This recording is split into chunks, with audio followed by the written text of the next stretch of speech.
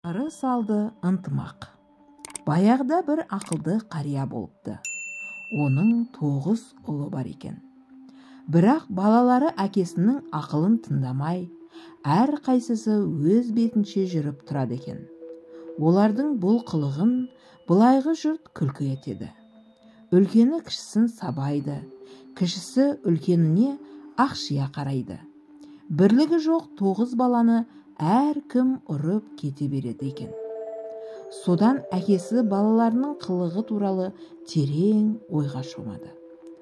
Айласы таусылған шал таудан бір құшақ тобылға келіп, балаларын түгел шақырып алады.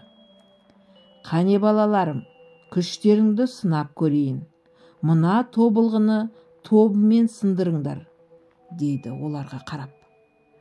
9 ұл кезектесіп күштерін сынайды.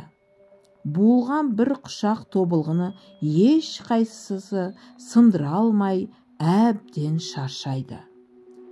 Қария тобылғының бауын шешіп, «Енді бір-бірден сындырып көріңдер», дейді. Балалары тобылғыны сол заматтақ шарт-шарт етіп бөліп, «Міне сындырдық» деп мақтанады. Шал балаларын отырғызып қойып, нұсқаулы сөзін бастайды. «Мен сендердің келешектеріңді ойлап қапы боламын. Ынтымағың жоқ болса, дұшпаның сендерді жаңағы жалғыз тобылғыдай бырт-бырт сындырады. Ал буылған тобылғыдай бірлікте болсаңдар, сендерді ешкім сындырмақ түгіл майыстыра да алмайды. Менің айтарым сол», дейді. Көп ұзамай шал дүниеден өтеді.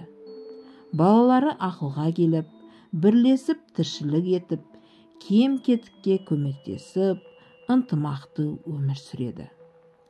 Ыры салды ынтымақ деген сөз содан қалған екен.